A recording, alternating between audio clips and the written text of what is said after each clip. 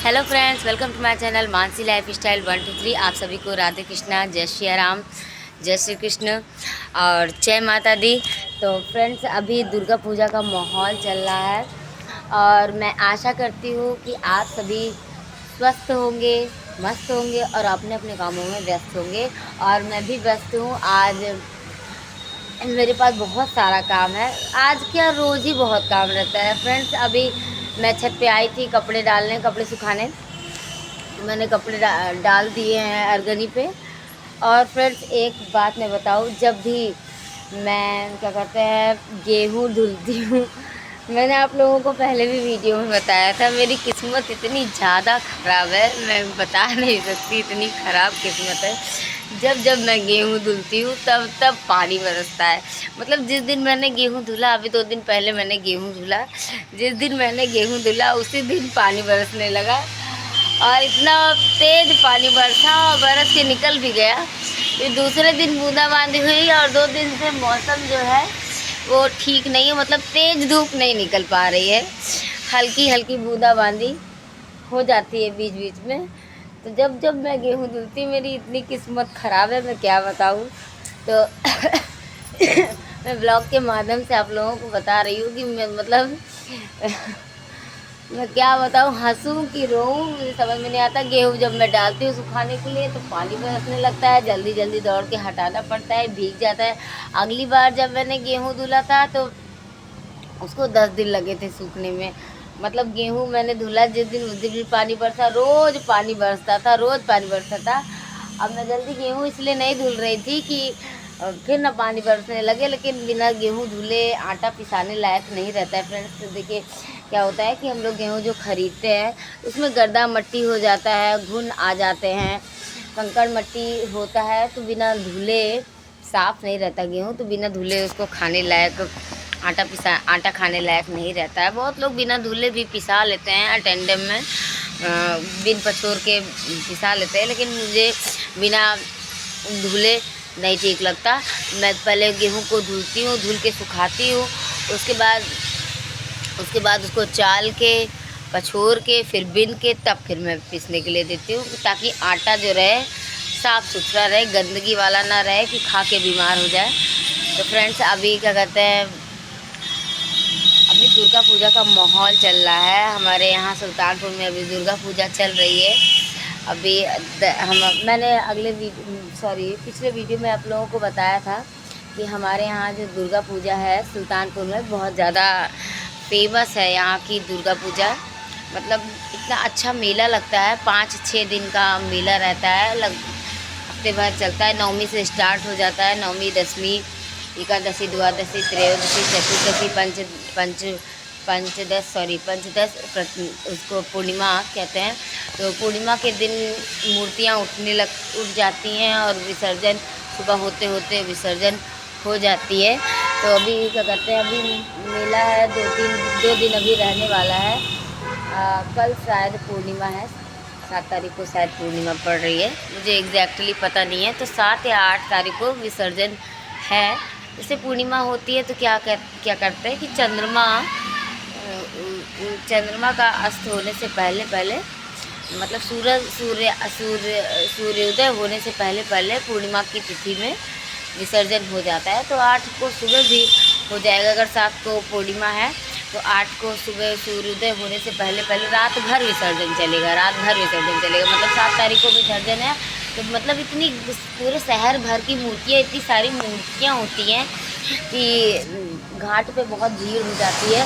कुछ लोग तो नहर पे ही से मूर्ति का विसर्जन कर देते हैं। हम लोग के यहाँ गांव में जो मूर्तियाँ लगती हैं यहाँ पे, तो गांव की मूर्तियाँ क्या होती है कि उनको नहर पे ले जाते हैं, नहर के किनारे विसर्जित कर देते हैं। तो गांव के बहुत सारी मूर्तियाँ शहर जाती हैं, घाट पे गोमती नदी है हमारे यहाँ सुल्तानपुर में, तो यहाँ पे नदी में भी बहुत लोग विसर्जन करते हैं। बहुत लोग नहर पे ले जाके विसर्जन कर देते हैं, इसको जैसा ठीक लगता है। जैसे मतलब नहर क्या है, नहर पास में पड़ता है, बहुत ज़्यादा दूर नहीं है, 3-4 किलोमीटर। और दूसरी बात ना, शहर में अगर आप मूर्ति विसर्जन करने के लिए ले जाते हैं तो पहले उसका रजिस्ट्रेशन करवाना पड़ता है। जो मूर्ति का मंडल है वो क्या कहते हैं, दुर्गा पूजा समिति जो होती है, दुर्गा पूजा समिति होती है, उसका उसमें नंबर मिलता है। नंबर के हिसाब से फिर विसर्जन हो पाता है। जिसका जैसे नंबर आता है वैसे विसर्जन होता है। तो मूर्तियाँ बहुत सारी रहती हैं, लगभग 500-1000 के से कम मूर्तियाँ नहीं रहती होंगी और ही रहती होंगी। मुझे बहुत साल हो गए विसर्जन में गए। मैं विसर्जन में नहीं जाती, जब से मेरी शादी हुई तब से मैंने विसर्जन में जाना नहीं गया, मैं नहीं गई। शादी के पहले भी 2-3 साल, मैं 2-3 साल क्या कई साल से मैं विसर्जन में नहीं गई। सही बात ये है, जब मैं छोटी थी, मेरी मम्मा थी, तब मैं विसर्जन में जाती थी, मम्मी जाती थी तो हम लोगों को विसर्जन में लेके जाती थी। लेकिन मम्मा मेरी एक्सपायर हो गई, मैं 6th-7th में थी तो मम्मा मेरी एक्सपायर हुई। तभी से मैंने मेला बहुत ही कम देखा है। हम लोग 1 दिन या 2 दिन मेला देखने चले जाते थे, पापा लेके जाते थे मेला देखने। लेकिन अभी जब से मम्मा थी तो नानी का घर हमारे शहर में ही था, तो वहीं पे रुक जाती थी और रोज़ मेला देखना होता था। बारी बारी करके हम तीनों भाई बहनों को, हम 3 भाई बहन थे, तीनों भाई बहनों को अपना बारी बारी से मेला दिखाने ले जाती थी। लेकिन अब क्या कहते हैं, अब हम लोग बड़े, अब वही कंडीशन मेरे साथ है, मैं नहीं जा पाती। मम्मी तो बहुत उनके हिम्मत थी, वो बच्चों को संभाल लेती थी, तीनों लोगों को संभाल लेती थी, लेके जाती थी। लेकिन मेरी हिम्मत नहीं होती कि मैं तीनों बच्चों को लेके जाऊँ। मैं इस बार मेला देखने नहीं गई, मेरी सासू माँ गई थी और क्या कहते हैं, सासू माँ गई थी, घर के और सभी लोग गए, लेकिन मैं मेला देखने नहीं गई। मुझे पता नहीं क्यों मुझे ऐसा डर लगता है, मेरे मन में पता नहीं क्यों इतना डर बैठ गया है कि मैं क्या कहते हैं, मेले में मुझे डर लगती है कि मेरे बच्चे खो ना जाएं कहीं, इसलिए मैं नहीं जाना चाहती हूँ। एक बच्चे को मैंने भेजा मेला देखने के लिए, एक बच्चे। अब दरअसल देखिए, मैं माँ हूँ, तो माँ क्या होती है कि एक बच्चे को ले जाए, एक बच्चे को ना ले जाए, ऐसा नहीं हो सकता। मैं एक ऐसा नहीं कर सकती हूँ ना कि एक बच्चे को लेके जाऊँ, एक बच्चे को घर पे छोड़ के जाऊँ, ऐसा मैं नहीं कर सकती। इसलिए मैं गई ही नहीं, क्योंकि एक बच्चे को ले जाऊँगी तो दूसरा बच्चा रोने लगेगा कि मम्मा इसको ज़्यादा प्यार करती है, मुझे नहीं लेके जाती। तो इसलिए मैं मेला देखने ही नहीं गई कि ना मैं मेला देखने जाऊँगी, ना बच्चे रोएंगे कि आप उनको ले गई, मुझे नहीं ले गई। तो इसलिए मैं मेला देखने नहीं गई। सासू माँ 2 दिन मेला देखने गई थी, एक दिन 2 बच्चों को ले गई, एक दिन एक बच्चे को लेके गई। और गांव में जो मूर्तियाँ लगी थी तो गांव में भी ले जाके बच्चों को दिखाया उन्होंने। आज मैं अपने मायके जा रही हूँ, तो मायके में भी मेरे मूर्तियाँ जो लगती हैं, 2-3 मूर्तियाँ लगती हैं चौराहे पे, तो मैं बच्चों को वहाँ पे मूर्तियाँ दिखा दूँगी। और वहाँ पे जो खिलौने मिलते हैं बाज़ार में, बच्चों को मैं वहाँ पे जो 2-4 मूर्तियाँ लगी हैं वो दिखा के, खिलौने दिला के, बस बच्चों का मेला चाट फुल्की खिला दूँगी। उन लोगों का मेला हो गया, बस यही मेला मैं दिखा सकती हूँ, क्योंकि मुझे डर लगता है शहर में बहुत ज़्यादा। फ्रेंड्स, आप लोग देखे नहीं होंगे सुल्तानपुर का, अगर आप लोग मेला देखे हो तो सुल्तानपुर में इतनी ज़्यादा भीड़ होती। कभी आप लोग आइए दुर्गापुर में देखिए। लेकिन देखिएगा, छोटे बच्चों को लेके मेला देखने लायक है। अगर आपके पास छोटे बच्चे हैं तो छोटे बच्चों को संभालने, अगर आप संभाल सके तो तभी आप मेला देखने जाइए। कहीं का भी मेला हो, मैं कहती हूँ अभी कोई भी मेला होता है तो बहुत बच्चे खोते हैं और उन खोए हुए बच्चों को रोता बिलखता देख के ना मुझे डर लगता है। मैंने कई बार मेले में बच्चियों को देखा मैंने कि रोते हैं कैसे बच्चे, तो डर लगती है मुझे, इसलिए मैं मेला देखने नहीं जाना चाहती हूँ।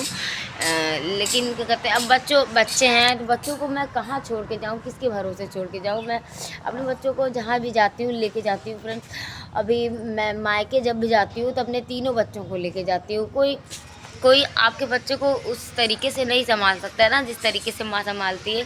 तो मुझे विश्वास नहीं रहता है, विश्वास वाली बात नहीं है, कोई संभाल भी नहीं पाता। सासू माँ जो है मेरी, वो अभी क्या कहते हैं, उतना काम वाम नहीं कर पाती हैं।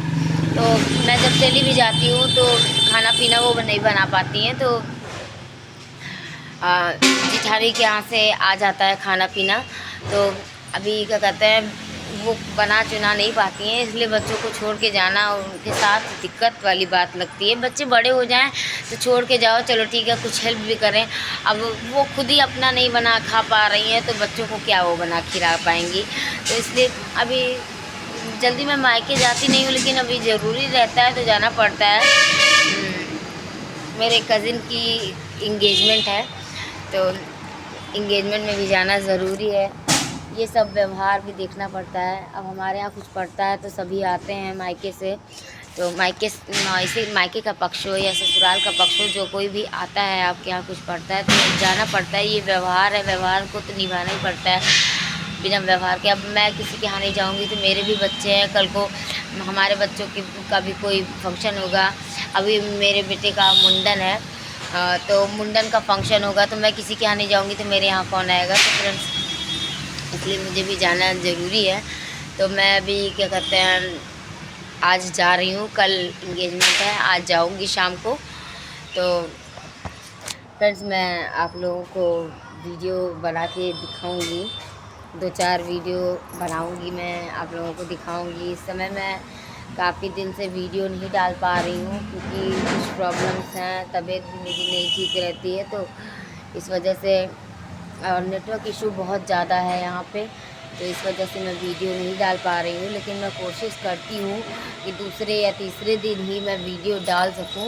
रोज़ नहीं डाल पाती तो दूसरे तीसरे दिन ही मैं वीडियो डाल देती हूँ। लेकिन फ्रेंड्स आप लोग मुझे क्षमा कीजिएगा कि मैं वीडियो नहीं डाल पा रही हूँ, और मेरे चैनल को सब्सक्राइब कीजिए और ज़्यादा से ज़्यादा मेरी वीडियोस को देखिए। मैं कोशिश करूँगी कि रोज़ मैं वीडियो डालूँ।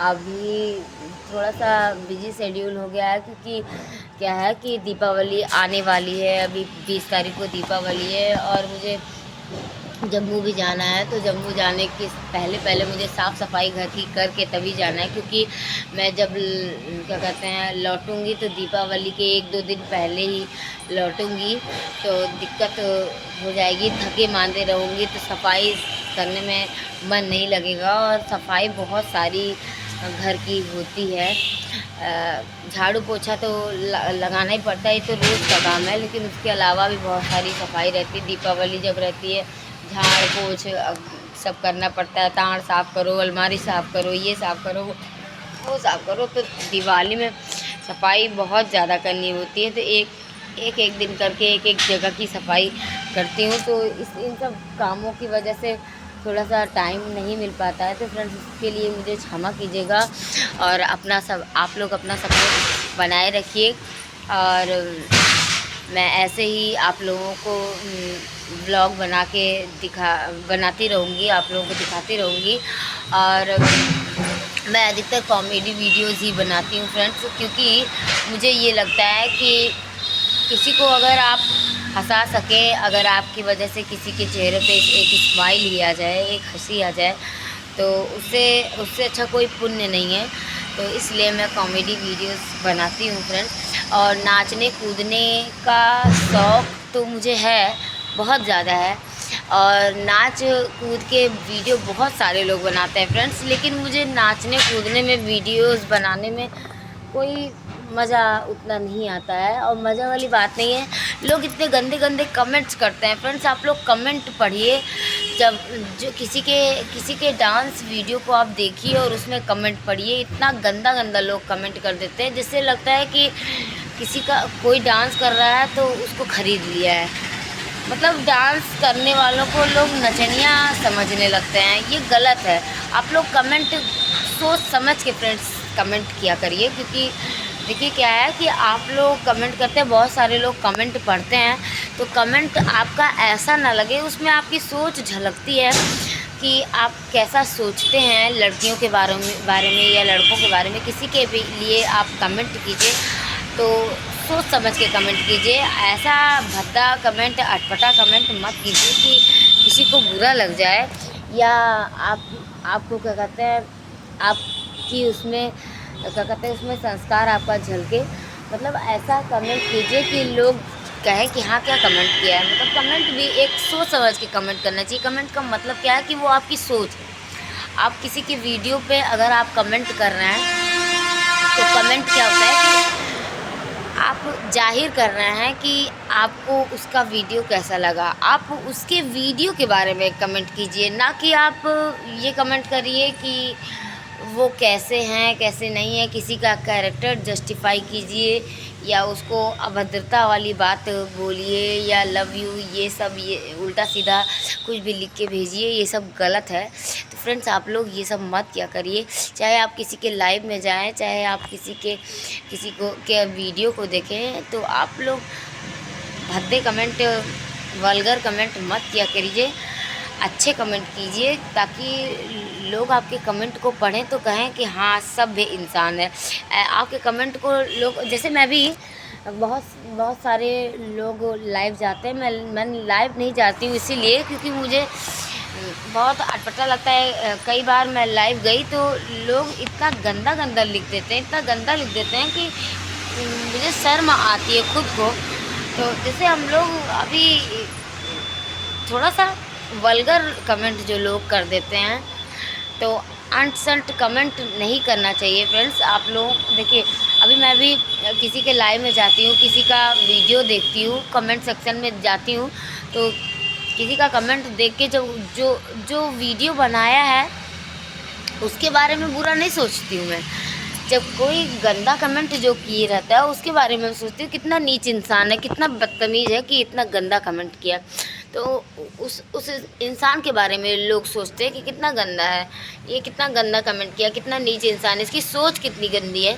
तो कमेंट आप लोग ऐसा करिए कि लोग आपके बारे में अच्छी बातें सोचें, अच्छा समझें। आप ऐसा कमेंट मत कीजिए, भले आपका उसमें चेहरा नहीं दिख रहा है, आपका नाम तो दिख रहा है, आपका नाम नहीं दिख रहा, आपकी शख्सियत दिख रही है कि आप क्या सोचते हैं लड़कियों के बारे में, लड़कों के बारे में, किसी के बारे में आपकी सोच क्या है, आपके संस्कार क्या हैं। इसमें आपका संस्कार झलकता है कि आप कितना गंदा सोचते हैं किसी के बारे में। तो आप लोग कमेंट फ्रेंड्स किसी के भी वीडियो पे कमेंट कीजिए, किसी के लाइव में कमेंट कीजिए तो ढंग से कमेंट कीजिए, या तो आप कमेंट ही मत कीजिए, अच्छा कमेंट कीजिए।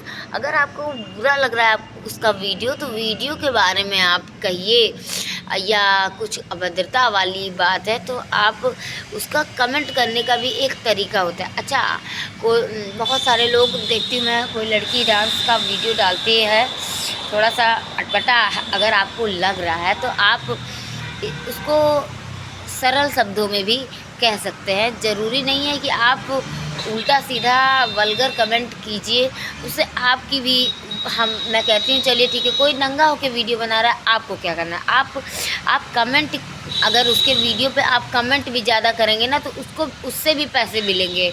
आप उसका वीडियो देख क्यों रहे हैं, उसको तुरंत स्क्रॉल करिए ना। आप लोग क्यों गंदे लोगों का वीडियो देखते हैं? गंदे लोगों के वीडियो को देखना ही नहीं चाहिए। आप लोगों को गंदा वीडियो आया उसको तुरंत स्क्रॉल कर लिया, आप देखने लगते हैं, आप कमेंट करने लगते हैं। क्यों कमेंट करते हैं भाई? आप कमेंट करेंगे, लाइक करेंगे, उसके वीडियो को देखेंगे तो उसको फ़ायदा होगा ना, उसको पैसा मिलेगा। आपके जितना ही देखने से, जितना कमेंट करने से, आप लोग जितना कमेंट रहता है लोग सोचते हैं कि हाँ बहुत अच्छा वीडियो है। तो जितना, अब मैं देखती हूँ कि यूट्यूब हो, इंस्टाग्राम हो, फेसबुक हो, कोई भी साइट हो, जो वल्गर वीडियोज़ होते हैं, जो फालतू के वीडियोज़ होते हैं, उन पे भर भर के कमेंट आते हैं, भर भर के व्यूज़ आते हैं, भर भर के लाइक्स आते हैं। ऐसा क्यों? लोगों को ये नहीं पड़ा है कि अच्छी चीज़ देखें, उनको सिर्फ वल्गैरिटी ही आजकल लोगों को। बॉलीवुड में मैं देख रही हूँ, बॉलीवुड में लोग क्या करते हैं, पिक्चर बना रहे हैं इतना गंदा। बॉलीवुड की पिक्चर तो मुझे देखने का ही मन नहीं करता। मुझे कम से कम साल भर हो गए होंगे बॉलीवुड की पिक्चर देखे हुए, और देखती भी हूँ तो पुरानी पिक्चर देखती हूँ, नई पिक्चर तो मैं देखती ही नहीं हूँ। गाना वाना भले सुन लूँ मैं, लेकिन पिक्चर तो मैं देखती नहीं हूँ, क्योंकि बच्चों के सामने पिक्चर देखने ही लायक नहीं है फ्रेंड्स। इतना गंदा गंदा सीन आता है कि बच्चों के सामने आप देख नहीं सकते हैं। बच्चे पूछने लगते हैं कि ये क्या है, वो क्या है। बच्चों के सामने आप देख ही नहीं सकते, इतना गंदा क्या कहते हैं, कपड़े पहनते हैं, इतना गंदा, मतलब उनका जो भी करते हैं फालतू का रोमांटिक सीन। एक पहले के ज़माने में जो बॉलीवुड की पिक्चरें होती थी उसमें क्या कहते हैं, रोमांटिक सीन को भी ढंग से दिखाते थे। लेकिन आजकल वल्गैरिटी आ गई है, इतनी ज़्यादा वल्गैरिटी आ गई है कि मतलब हद पार हो गई है। तो बॉलीवुड का पिक्चर तो मुझे देखने में ही नहीं अच्छा लगता, मैं देखना ही बंद कर दी हूँ। मेरे घर में बॉलीवुड की पिक्चर मैं टीवी पे नहीं लगाती, मैंने टीवी पे बॉलीवुड की पिक्चरें लगानी बंद कर दी हैं। और अगर लगाती भी हूँ तो 90s की जो पिक्चरें हैं, 2000 की जो पिक्चरें हैं शुरुआत की, उनको मैं लगाती हूँ। जैसे कुछ कुछ होता है या और कोई पिक्चर, ये सब पिक्चरें, बागबान और विवाह, ये सब पिक्चरें मैं जब आती है तभी। बाहुबली देखने अच्छी पिक्चर है। साउथ की पिक्चरें अब भोजपुरी की पिक्चरें मैं लगाती हूँ देखने को, क्योंकि भोजपुरी की पिक्चर आप लोग देखेंगे उसमें सभ्यता है। पहले भोजपुरी में अभद्रता आ गई थी, लेकिन अभी भोजपुरी की पिक्चर आप लोग देखिए, बहुत अच्छी पिक्चरें आती हैं भोजपुरी में। और क्या कहते हैं, भोजपुरी में और साउथ की पिक्चरें बहुत अच्छी रहती है। साउथ का ही कॉपी कर करके बॉलीवुड वाले बनाते हैं। साउथ की पिक्चरें बहुत अच्छी अच्छी होती हैं। बॉलीवुड वो सबसे अच्छी तो मुझे बाहुबली लगती है। बाहुबली बहुत अच्छी पिक्चर है, मैंने फर्स्ट सेकंड दोनों देखी, बहुत अच्छी पिक्चर है। तो आप लोग बॉलीवुड की पिक्चरें इतना गंदा कर देते हैं ना फ्रेंड्स, इसलिए मुझे देखने का मन नहीं करता है।